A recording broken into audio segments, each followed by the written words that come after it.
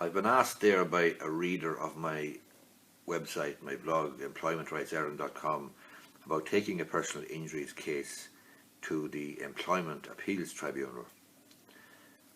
The Employment Appeals Tribunal does not deal with personal injury cases. It cannot.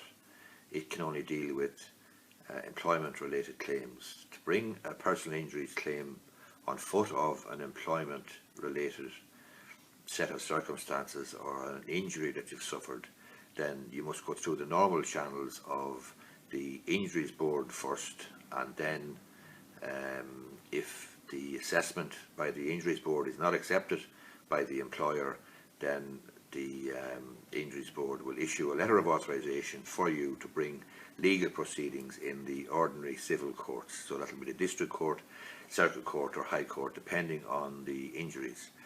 If it's a non-physical injury, like a stress-related injury or bullying-related injury, a psychiatric or psychological injury, then in those circumstances, the application still has to go to the Injuries Board in the first instance. However, because it's psychological or psychiatric, the Injuries Board simply will not deal with it, and they will issue a letter of authorisation for you to bring your claim, your legal proceedings, personal injury claim, in the civil courts. So they'll issue a letter of authorisation, and you then have to issue a personal injury summons. So Injuries Board deals with all personal injuries arising out of employment or in any other circumstance in the first instance, and then afterwards you may well end up in court. But the Employment Appeals Tribunal or Workplace Relations Commission do not deal with personal injuries arising from employment.